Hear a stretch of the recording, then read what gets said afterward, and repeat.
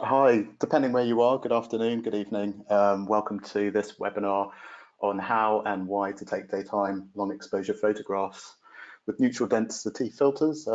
My name's Antony Zacharias. I am your host for today, and hopefully you will have an educational lesson with me, and I'll be able to answer any questions that you have. So please feel free to send those along anytime during the webinar.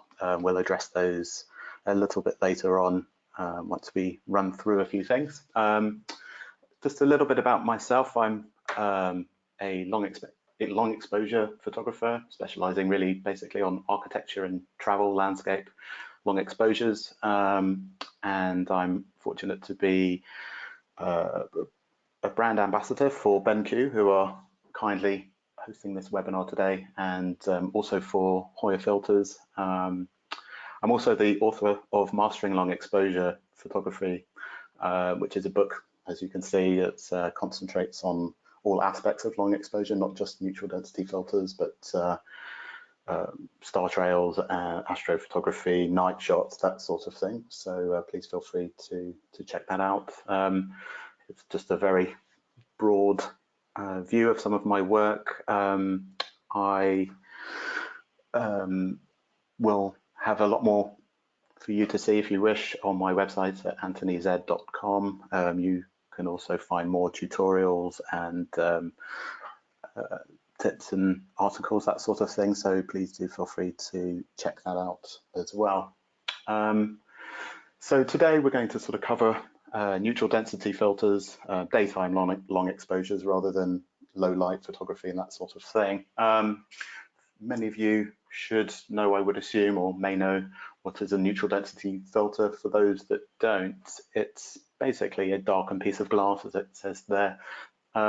It's like we wear sunglasses in bright sunlight, and it reduces the amount of light that our eyes can see. So for a camera, we can attach a darkened piece of glass that will restrict the amount of light that can enter into the camera itself. So why, well, basically, why would we want to use that? I'll jump ahead for one moment.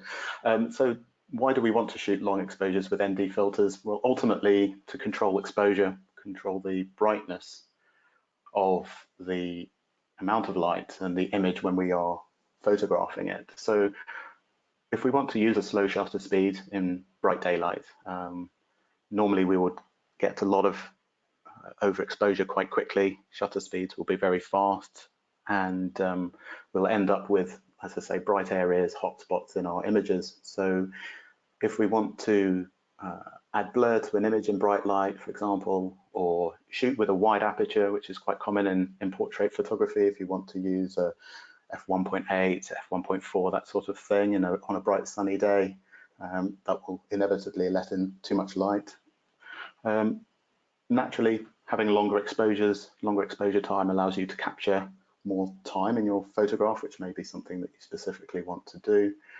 And this in turn will add some creative effects to your images by capturing more timing and being able to condense that into a single photograph. So we can get sort of effects, this sort of thing, just looking straight up at the side of a building where you can see there's a very nice soft graduation as the cloud streak past, or for example in Amsterdam along the famous canals, as one of the boats goes along the canals there, we can use a slow shutter speed with a very small ND filter to enable us to capture this streak of light while there was still a lot of daylight left. And again, the iconic view of the Houses of Parliament and River Thames in London. You can see the movement in the clouds and smooth out the water, that sort of thing. And even just for general landscapes, as you can see, that you can have quite beautiful effects from stormy skies, that sort of thing. So moving on to some more of these sort of creative effects, I think the most common one of these actually. Sorry, just before we get into waterfalls, just as I say, just a quick reminder that please do feel free to ask any questions at any point and send those through. We'll address those at the end. And before I address some of the common examples of using ND filters, we'll then go through into a procedure. So how to set up your camera, how to use your ND filters, how to calculate your exposure correctly, that sort of thing, why choose what kind of ND filter. And then once we've tackled that, we'll briefly go into Lightroom, where I'll show you my individual workflow very briefly, just so that you can see how I edit some of these images, so that we can then take the questions at the end. Okay, so moving on to waterfalls. Waterfalls are a very popular subject for photographers, naturally very beautiful. And a nice way to sort of emphasize those are to use long shutter times to blur the water and make it very silky looking, so you can have an effect such as this sort of thing. And so the use of a neutral density filter can really sort of bring the subject to life, rather than seeing individual drops and the sprays. You can get the sort of very silky looking view of the water, something that you couldn't do really without an ND filter. So this is quite a nice effect, and something that can really sort of take something that's already beautiful but really make it exceptional. So another example is still sticking with the theme of water, the oceans and rivers, similar to waterfalls. We can use long shutter times to extend our exposure times with the ND filters and get a really sort of silky, smooth, depending on how long we decide to extend to, and that is based on the ND filter that we choose to use. So looking ahead is, for example, these images on the left are the straight out of camera, what you see if you were standing there. This is the Thames Barrier in the top left in London, and the top right is when you actually apply an ND filter, what you can do, how you can smooth out all those ripples, and how you can make the cloud movement be captured by the camera. Similarly, a beautiful lake I believe that was in Croatia, you can see how the reflections of the clouds turn into a bit more of a subdued blur, but you can really see the movement of the clouds across the mountain tops there, all by using the ND filter. There are many different ways to capture water, such as these fishing lodges in the UK. The clouds were not really moving too much, there were not much blue sky, so it all sort of blurs into one sort of ethereal view, but equally quite beautiful. And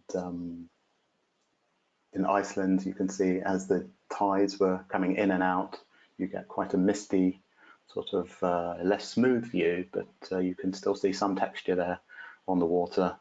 The clouds were barely moving at all. You can see the storm in the distance, but some of the spray and of the water can be nicely captured there. And one final image here is just of a stream, river in the UK, where you can see just the foam and the bubbles of the water as it slowly was meandering down the river. And again, not something that you would see quite so clearly without an ND filter, but it really sort of adds compositionally perhaps a leading line that takes your eye through the image, and yeah, literally just adds a uniqueness to something that would look very different without applying the filter. One final subject is naturally the clouds. Clouds can always be unpredictable and very difficult to know exactly what you're going to get when using a neutral density filter. So it really depends on how slow they're moving. Sometimes you can barely notice those, or sometimes they're moving very quickly. So you can balance that out with a strength of neutral density filter, but we'll talk about that in a moment. But you can, if the wind is blowing in multiple directions, you can get quite a wide range of effects for different clouds, or if they're moving relatively quickly, like this early morning shot, you can see beautiful clear streaks. And in this architectural image, where the clouds were barely moving at all, there wasn't very much blue sky, so you really just get more of a glow effect, which I think is equally appealing. And the other alternative use, which many people don't realize that you can use a neutral density filter for, is to remove people or cars, traffic, other transient things. As you are using a long exposure and extending your shutter times, you'll really be able to extend your shutter speeds to a point where if people are moving through the scene, they won't stay still long enough to be captured in the photographs themselves. So you can really sort of remove transient elements. So here's an example of that. So this is the Millennium Bridge. Apologies for the photos, not the most appealing shot, but it's really just to emphasize this point where you can see the people on the bridge, but using the ND filter below, where these people have just moved as they were walking across the image, they weren't standing still long enough to be recorded in the frame. So the bridge looks empty, which is quite a nice way of clearing people from popular tourist spots and landmarks, that sort of thing. So that's an interesting use. For example, here's some further examples. There were so many people walking along this university campus, but again, I think this was about an 8 or 9 minute exposure, so no one really stood still, and it looked very empty. And again, with a boardwalk at sunset, fortunately, no one really stood still long enough. You have to be careful when using this technique, because you can get what's called ghosting, where if certain people perhaps stay still for a few seconds, they can be recorded in as a sort of semi-transparent effect. And whilst you can deal with that quite easily in Photoshop or other editing software, it's something to bear in mind. So the longer shutter speed that you can use, the better, really. So moving on to, that's really covers the basics of some examples of why we would use a neutral density filter. I think that the next part we should cover really is how do we take long exposures. I think people just think that you can generally just screw on the filter and snap away, and I'm sure that most of you know that that's never really the case with these things. It's really with a sequence, and so I'll take you through the setup, what we need to do to put everything in place before we start, and pressing the shutter button. How do we calculate the exposure? A subject that many can find confusing, but actually when it's set out in front of you, I think it's you'll find after this that it's not really too overcomplicated. And then a few final steps just to bear in mind. So to start with, we frame our composition, place the camera on a tripod, we source out what do we want to capture, what elements of an image are we going to have as our focal point, the normal rules of composition, that sort of thing. And from there, we lock the camera down, because long exposures, it's pretty much impossible to handhold. So once that's locked down, again, a lot of the time it's not possible to keep your finger on the shutter button, so we'll attach the camera remote. And the rule of thumb now is to turn off the image stabilization or vibration reduction if you have this feature. Some lenses automatically do that, but when the camera is placed on a tripod, it has a sensor. But rule of thumb is to turn them off anyway, I think, just in case. And as sometimes if a camera is very, very stable, the image stabilization can actually introduce a gentle shake to your images, as it's getting a little bit confused trying to find some movement to negate. So that's something to bear in mind. And yeah, naturally focus. So focusing, I recommend if your camera has a live view mode. I'm sure most of you do this already anyway, but I think you can really zoom right into 100% and manually focus your camera.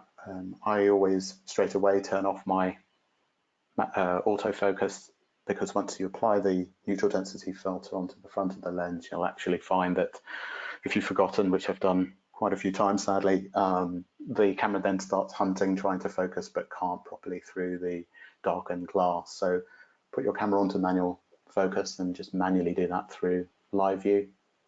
And this is where I sort of go back to the basics of the composition here. And really a good habit to get used to is to run your eyes around the frame of your image and really have a look at the composition, because things will change a little bit over time. Don't forget you're really recording elements of longer periods of time. So just because something is not necessarily in the frame now, you really want to try to anticipate what will appear. And that can be anything from, if you're at the ocean, you can see a boat perhaps that's moving incredibly slowly, but it may leave a slight ghosting streak across your image, or a tree branch that maybe in the wind may blow in and out of the corner of the frame, that sort of thing. So they're things to bear in mind. The next step then is to work on setting the exposure and how to do that. So our cameras are very advanced tools, and it makes sense really to use that technology. So I put the camera onto aperture priority mode, and I dial in the aperture that I want for the scene.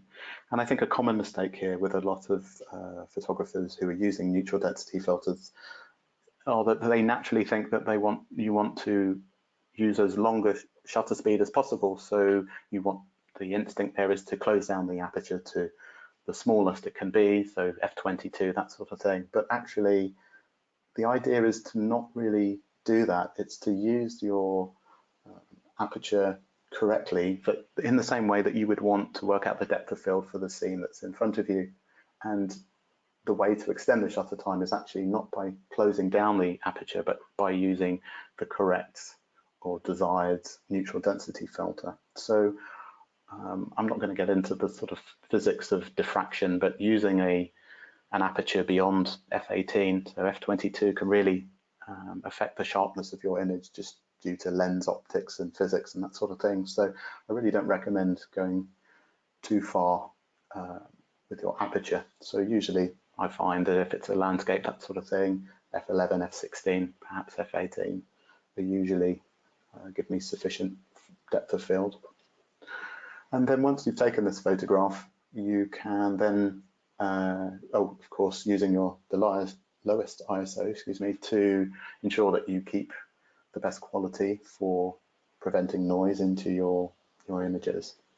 And then take an image, a test image with these settings, and let the camera calculate the shutter speed. And I think once you've done that, you can really sort of see what the camera's thinking is the correct exposure. Perhaps at this point, check the histogram. I know many people find those a little bit daunting, but just to see if you've got any over or complete underexposure. It's always useful just to see. And if necessary, use your exposure compensation to adjust your exposure. And if need be, things are looking a little bit too dark, a little bit too bright, make the necessary changes and take another shot. And again, just take a note of the resulting shutter speed. And then we get to the point, once you've noted that down, is to choose the neutral density filter that you want and attach it. So a common question is, what filter do I need? And they range in common factors of 2 stops or 4 stops, 6, 9, 10, 16, that sort of thing. So it really depends on the effects that you want to create. So if the water is moving like we had in some of those waterfall images, the flow of the water is very powerful. The water is moving very quickly, and so we don't really need to have too slow a shutter speed to obtain that really silky look. So perhaps a 2-stop is sometimes sufficient.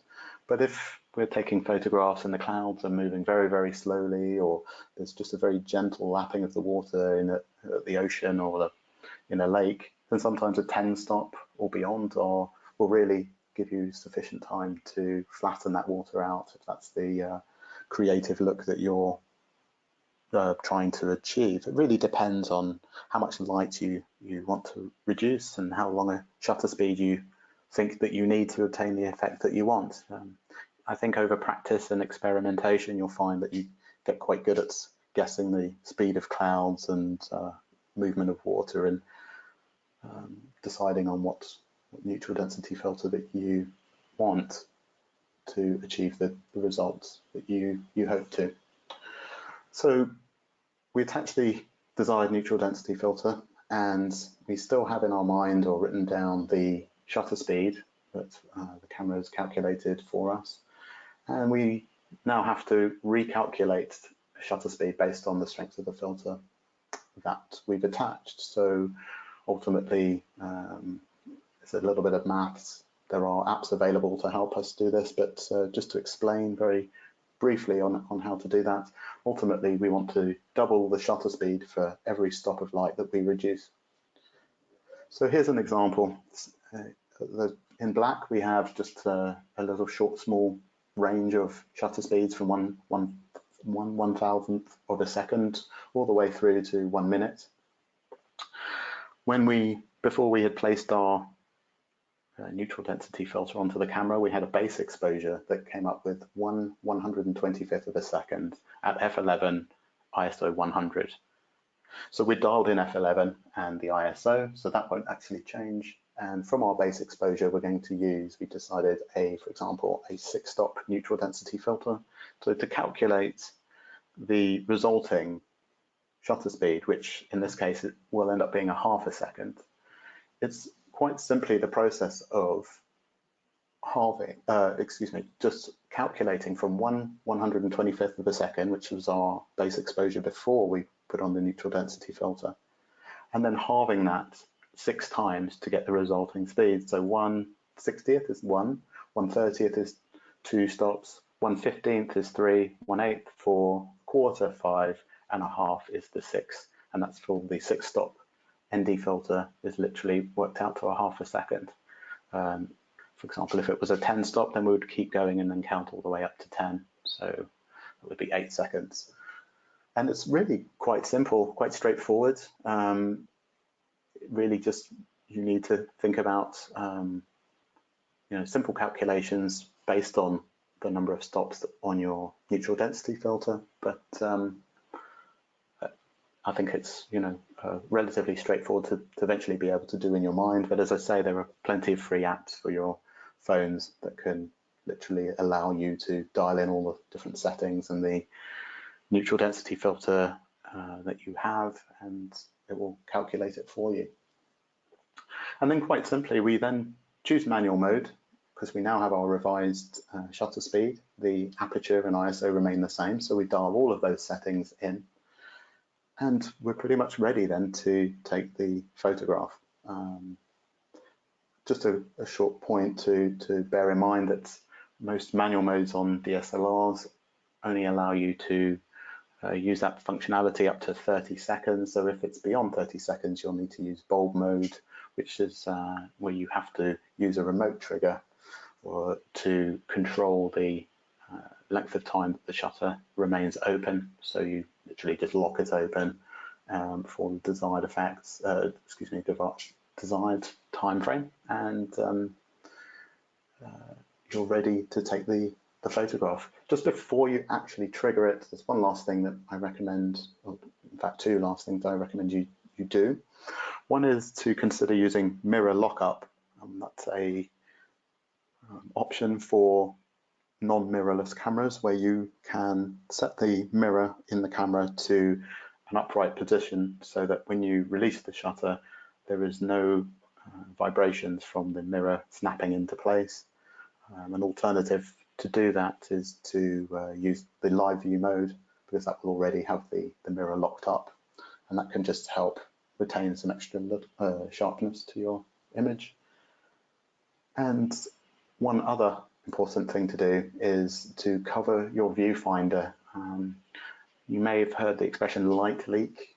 It's a little bit difficult to see on the image on the left just because it's not particularly prominent and the image isn't particularly big, but on the right hand side you can see there's a few vertical purple lines, and that was where, in a bit of a rush, I forgot to cover the viewfinder and a long shutter speed.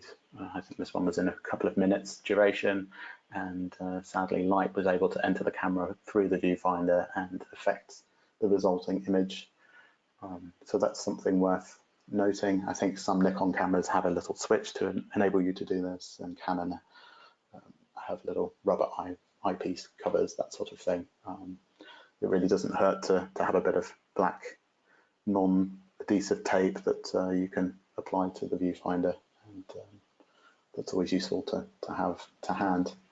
So then you're ready to take the image. You take the photograph, allow the time to pass by, and then review the captured image and look at the effects. Now we may find that it's looking a little too dark or a little too bright.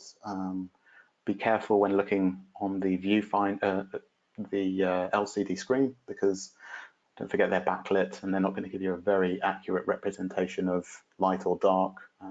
Things will always look a bit brighter than they really are, having lights behind them. So this is where it can be quite useful just to have a quick check of the histogram, make sure that you have a nice broad range of tones, nothing spiking on the far left or far right.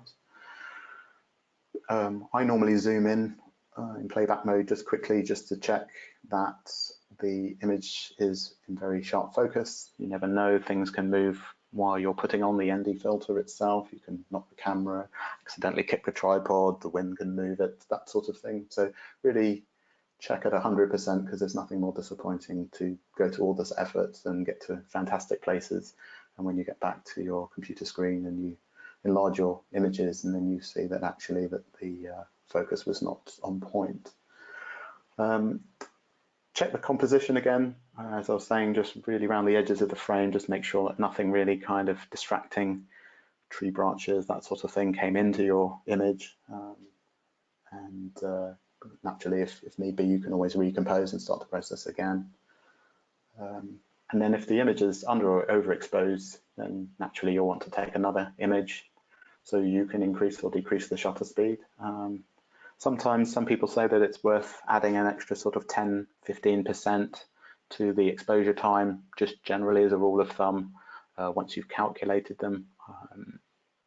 Personally, I'm not so sure that that's necessary. I don't necessarily find that I need to do that, but if you're short on time, then you may find that that can be helpful to get you a little bit brighter of an image if you are running the risk of poor light. And then the final thing that I do is take a few images if I can, if I have the time. Like I say, quite often you go to great lengths to get somewhere to set up, find the conditions are correct, fantastic for a long exposure. And each time you take one, you'll find that whether it's the sky or the water or the light or the subject, everything will change. So it's really worth having a few images so that you can really sort of have some time to pick one that you really like when you get back to your computer. I don't think you'll regret having a few images to choose from. And that's basically the process. It's a real sort of rinse and repeat from there. But I think that's a really sort of comprehensive way to deal with how to take long exposure images, and it will become second nature with practice. It's like anything. and it seems like there's a lot to think about, but eventually I think the whole process of taking a long exposure image with a neutral density filter is that you really slow down. You're slowing down the capture of time, you're slowing down the photographic process. I find it quite sort of therapeutic. While the image is recording, you have plenty of time to really appreciate where you are and what you're trying to capture. And yeah, I think it's a very enjoyable way to take photographs.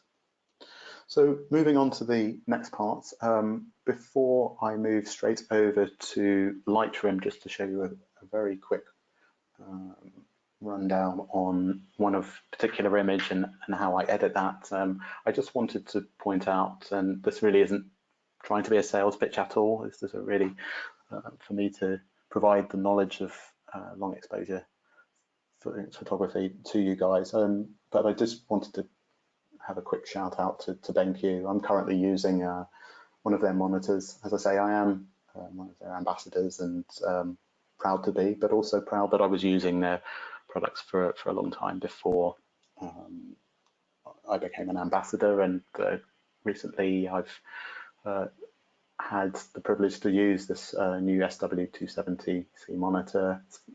It's brand new, it's literally just come out a few weeks ago, and there's currently, if you use this code, if you're interested, at colorconfidence.com, they've kindly put a discount on the current list price, but it really is a fantastic piece of gear, and I'll explain in a moment why color accuracy is really so important. I think there's a common thought that it's not really that important, the monitor that you choose to use, but actually I think you'll see in a moment exactly why this is so important.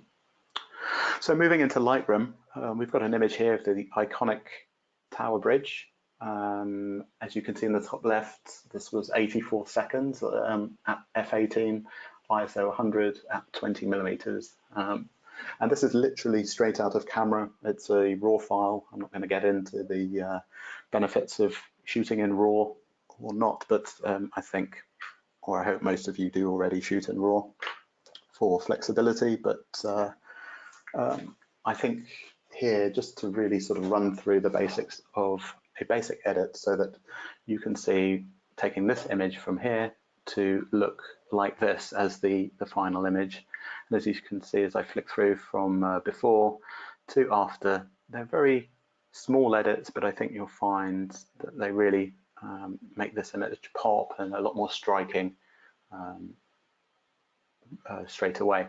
One important thing I think now is going back to the color accuracy point I was mentioning before, which is straight out of camera. You can see that this has got slightly more warmer tones. Putting a neutral density filter onto the front of a lens is naturally going to add a slight color cast. You know, different filters have, whether it's magenta or a slight different tone. I find personally Hoya filters have a very negligible tone that they introduce onto your image, but nevertheless, applying a filter means that you really need to address something. So first thing I need to do really is to get the color accuracy back to what it really should look like.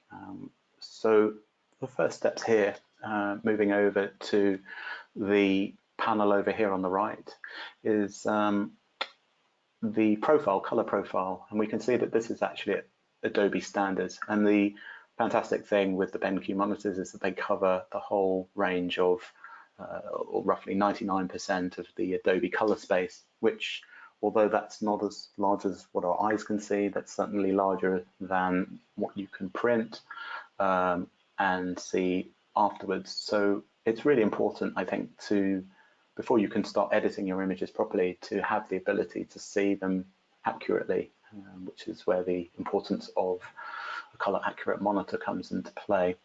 So the Adobe standards is what I leave. I always shoot with my... Sorry. Hi, Anthony. Hi, everyone. Hi. Sorry. Can you please just move the Safari page from the main screen, because we can't see your screen anymore. Oh, I'm sorry. Sorry, thank you. I'll Sorry. let you get back to it. Sorry, No, guys. can you see that now? No. We can see your desktop, yes. Oh, I see. I'm sorry. Okay, I shall move that. Sorry, bear with me for 1 second. Sorry, everyone. All right, let's put this one onto the right. So here we go. Apologies there. Thank you. Yeah, I'm so sorry. Thank you, Alex. Okay, so my apologies. So here we have the image that I was talking to you about. So my apologies there. And on the right-hand side, we can see where my mouse pointer is, the color profile that I was talking about. Is the Adobe standard. And here's all the settings. So this is the image before, and now to show you visually, this is what you should have been. I should have been showing you a moment ago. So you can see that there's a very vast difference between the color in this image and the straight out of camera. So the initial changes that we would need to make, I think, are really to start with are now that we know that we're on the Adobe standards. So this is where the profile, the raw data is rendered, but to convert it into sort of pixel information, so the true colors, the lighting, etc., that sort of thing. It's really showing the broad range of colors that are captured by the camera, and you know, this is the starting point now to edit the image. And you can use this color dropper tool in the white balance, and you literally just click it, and you could choose a white area. So we know that this cloud would have been bright white, so we could maybe drop the color in there, and you see that everything's changed ever so slightly. So from before it's slightly warmer to now it's a little bit more blue. I think that might be a little bit too cold from what I remember. So I think something around the about the 4. Well, let's make it a little bit colder actually. That's quite nice. Maybe the 4,500, something like that, which is really sort of neutralizing the warmer yellow tones that were on that from that filter. Slightly. And then we move down towards the exposure panel itself, continuing on. I think this image is looking a little bit too dark. So I normally start though, before we move there, is to bring down the highlights to really sort of reveal some more detail of the in the clouds and some definition there, and open up the shadows so that we can bring back a bit of light, not all the way, just roughly to around here. Dark areas still need to remain shadowy, like underneath the bridge here, but we really want to just bring out a little bit more detail. And I find that checking the before and after, which you can use the backspace key, really shows. So this is the original before, and then this is the after. Before and after, you can really see the effect. I'm going to just warm it up ever so slightly. Excuse me. And then adding a little bit more on the whites, so that we know that we can sort of boost this ever so slightly. And because we've opened up the shadows and brought down the highlights, we've naturally removed contrast. So rather than just using this generic contrast slider, I like to bring back the contrast using these whites and blacks. So we'll just put in a touch of black and a touch of white. And now if we go to the backspace from before and after, you can see there's a lot more definition in the sky from reducing the highlights. The color toning is much more improved. And it's just a fraction too dark, I think. So we'll just put maybe a quarter of a stop or so, maybe a quarter of a stop of light, which is again much brighter from before and after. And I think now that the image is really starting to pop a little bit, so we can really see it taking shape. And then we move, I think here, I don't really use the present sliders that often. You'll find that they will add mid-range sharpening contrast effects to the whole image, but you'll find that they actually just sort of make everything a bit too over the top. So at this point, I don't use those. Saturation is something that a lot of people can be very heavy-handed with. Personally, I don't use it, and I prefer to use the vibrance slider. You'll find that the vibrance, just ever so gently, so maybe +10, just brings out the colors that were already needing a little bit of saturation, but leaves some of the oversaturated colors alone. So then moving down into the next panel, the lens corrections, something that's essential for me, I think, as an architectural photographer. The first thing that we see when looking at this image is that this side of the building, the tower bridge, is leaning in because it was shot at 20 millimeters. It's a very wide angle. So we want to straighten that because that's not what it looks like, and it's clearly distracting. So we should always check the remove chromatic aberration checkbox. That's just for the issues that may occur from using particular lenses, so fringing around the edges, that sort of thing. But now if we check the enable profile corrections, you'll see straight away quite a radical difference, not on the angles, but in the brightness of the image. So putting it back, if you look at the corners of the image, and as I click that, you'll see that it's actually brightening up the image, and it knows that I was using a Canon 16-35 f4, and it's naturally corrected that. So now we really want to move on to the next panel, the transformation panel, where we want to deal with this slanting building. Naturally, this isn't, if you're just taking a landscape, this may not apply, but you may find that trees are slightly awkward or that sort of thing. But certainly with buildings, this is something that I always ensure our straight lines are straight. And so here, if we find that we click on the vertical, we'll find that Lightroom does a pretty remarkable job of straightening things immediately. We could try some of the others just to see. So for example, if we click on auto, that's done a pretty good job too. The issue that we have here with vertical, for example, is that you can see the white triangular panels at either corner. And this is where we lose the image data while we're straightening up the image.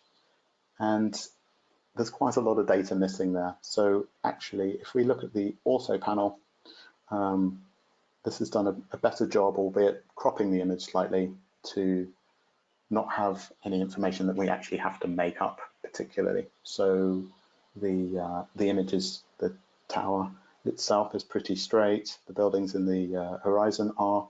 We can just see, if we zoom in just down here, that this building, you can see this angle where the moving the cursor is not exactly straight. So this will need a tiny little bit of adjustment just so that we can have that perfectly straight, and it's more evident here for the edge of the tower itself where that's not exactly straight. So we can fix that, but we'll have to do that in Photoshop very briefly. Now the next panel's the detail. I always do this at the end once I've done all the edits, so the noise reduction and sharpening. So I'll come back to those, and again to the vignette and effects panel. So again, just to show you, this is the before image and straight out of camera, and this is the after. And then just to tidy up a few little bits in Photoshop, if we open that into Photoshop, which will open hopefully in a moment. And bear with me, please. I'll just bring that over to a screen you can see. Make that fit. So not quite as smooth a transition as before, but hopefully you'll be able to see it in a moment.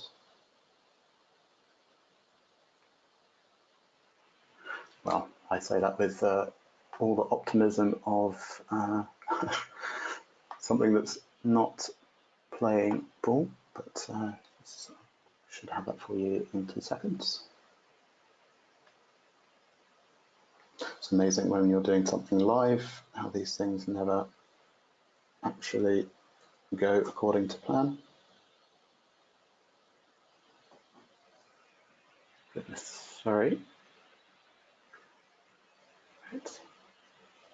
Final attempt, here we go. So, just bringing that back so that you can actually see. Okay, so we're in Photoshop finally, and my apologies there again. So the first step we want to do is to straighten this part of the image here on the right and correct this slight angular view. So I use Control and J. We'll make a new layer, which is exactly the same. It's just a shortcut. So it's Control or Apple J, Command and J. Apologies. It's the shortcut so that any edits that we do are non-destructive. And the shortcut that we want to use is Control and T. So this will be the transform panel, so that you can go to image and transform. But let's do it this way. And what we want to do is just straighten ever so slightly the angle on the right. So let's try perspective. And if we move it, you should see that until we get the image perfectly, if we zoom in on the bottom right, now that you'll find that this building is almost perfectly straight. It's just a fraction of a millimeter at the top. So we can just move that. And now the line is pretty much perfectly straight. And so that's corrected. If we just enter that. So this was the before, and this is the after. It's a very subtle change, but now it's got a much more natural looking feel, and you'll see that the Tower Bridge itself is completely vertical, and this building here in the distance, they're all correct. Now, something I noticed earlier while I was checking this image was there was some visible sensor dust and hot pixels, and here is one, for example. So this green dot here is one of the pixels on the camera was just misfired and not captured the correct amount of information.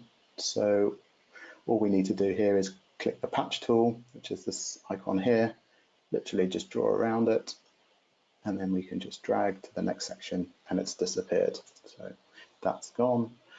And my process now would just be to go through all of the images quite quickly to elements of the image to remove any element of hot pixels. And here you can see sensor dust right here in the middle.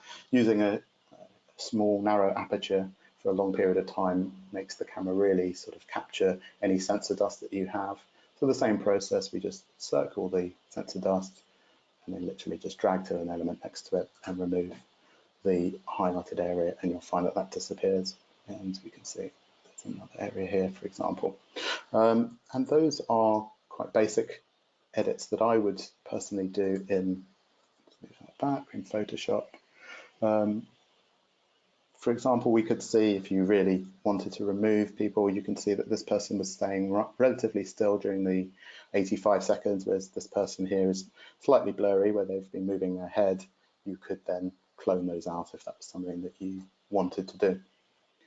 And then from there, we literally will just, I'll just click Save, Close, and we'll take the image straight back into Lightroom. And once I can find,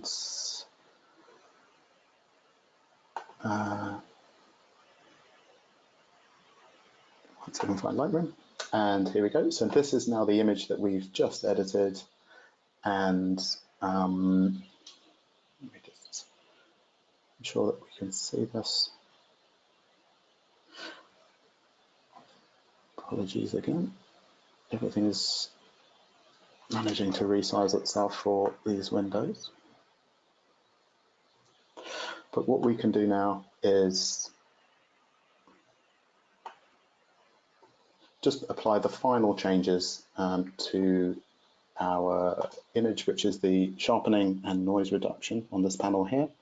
So generally now for an image that's been treated in Photoshop, and I will add in sort of 50–60% sharpening. We don't want to sharpen the sky and the water because we've gone to great lengths using an ND filter to flatten this out and make it smooth. So we can hold down the Alt key, move the masking button.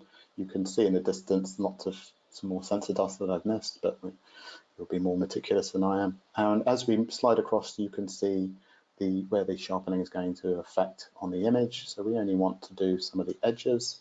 So when you hold down the Alt, the white will be where the sharpening applies, and the black will be the areas that it's not. As you can see, the sky and the water doesn't have any sharpening applied. And the final thing that I like to do is to close an image down with a vignette, which is the darkening of the corners. Now I know that we applied the lens calibration earlier to remove that, but this is where we can actually control it ourselves ever so slightly. So if I just add in a sort of -7, something like that, and I would recommend making that a nice feathered transition up in the sort of 90s, 100s. And even there, we can see that very slightly just the before and the after. And that's basically where we go with a basic edit. Naturally, you can then apply dodging and burning and lightening certain areas, that sort of thing.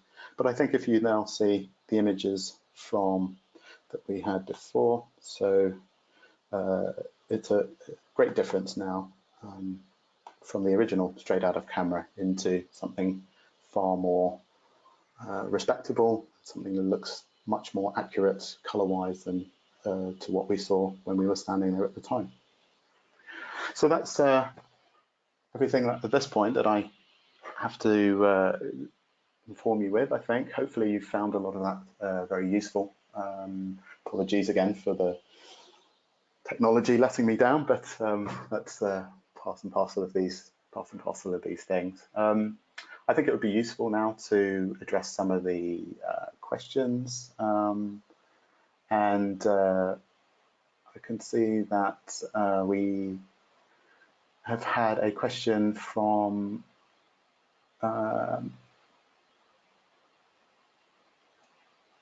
various questions, and we have a question here from Stephen, who asks regarding long exposure noise reduction, do I use it? Right, so long exposure noise reduction is a feature that appears on a lot of DSLRs. As Stephen rightly says, it is a bit of a pain having to wait. And what it does is it takes a second image for the same amount of time as your initial image that you take when you're out in the field. It takes a second one and it calculates any noise that it thinks and reduces that, applying them in camera. Now personally I don't use it, Stephen. I find that I like to be able to control noise and can do that much better in post-production, whether it's with the Lightroom sliders or in Photoshop. Quite often there are areas of noise in dark shadow areas, which are the areas that you really want to concentrate on, or dark clear blue skies, that sort of thing, which are a lot easier to fix. The technology is very good in the software, and obviously our computers are much more powerful than the computer in our camera. So personally, I find that that's a much better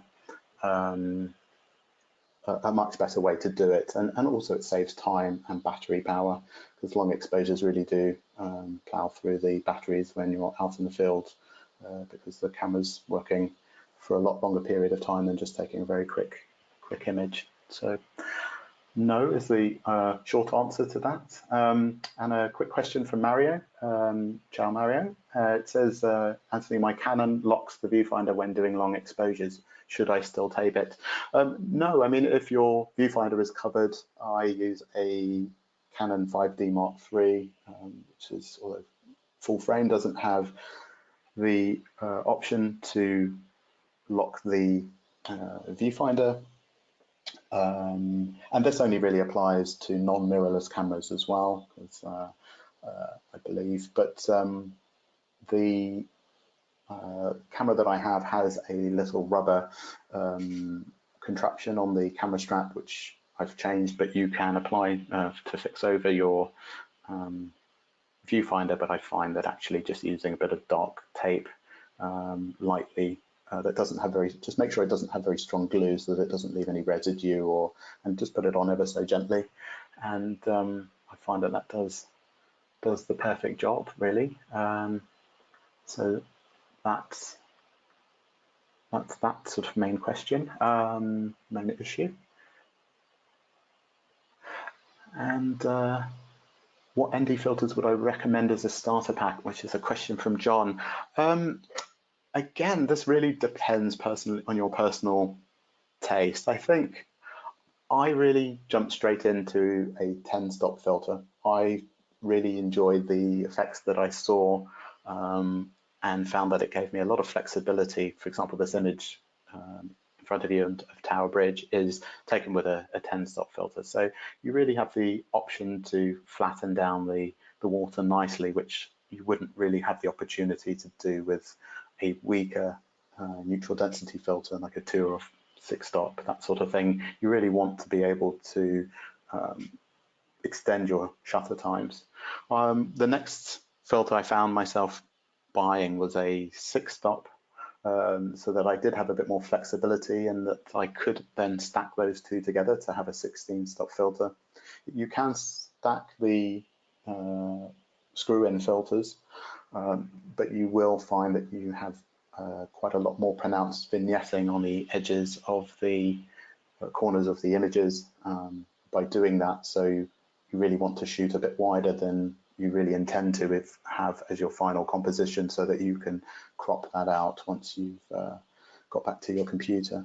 But I quite enjoyed being able to put those two filters together, and then literally you can buy a 16-stop filter, which really makes extremely long exposures of sort of over 8 minutes or so in certain conditions, which can be quite entertaining too. But I think I would personally recommend a 10-stop. I think that's a nice, it's quite extreme, but I think that you'll find that the effects that you can have are a lot more fun. You can weaken the effect slightly. I don't recommend doing it necessarily all the time, but by increasing the ISO, you'll be increasing the sensitivity. So if you wanted to take a slightly faster shot and let in a little bit more light, then or light sensitivity, then you can always increase your ISO ever so slightly. But I think that's always quite a nice place to start. So I hope you found this webinar useful. I think this is a natural concluding point for me. But thank you very much for your time and certainly your patience for the minor technological issue, which was 100% me. I hold my hands up. But I certainly do hope you found it incredibly useful. And once again, I wanted to say a big thanks to BenQ for hosting this, and a very big thank you for you guys to give up some time in your day or evening to watch this. And I hope you have a wonderful evening ahead. Okay, thank you very much.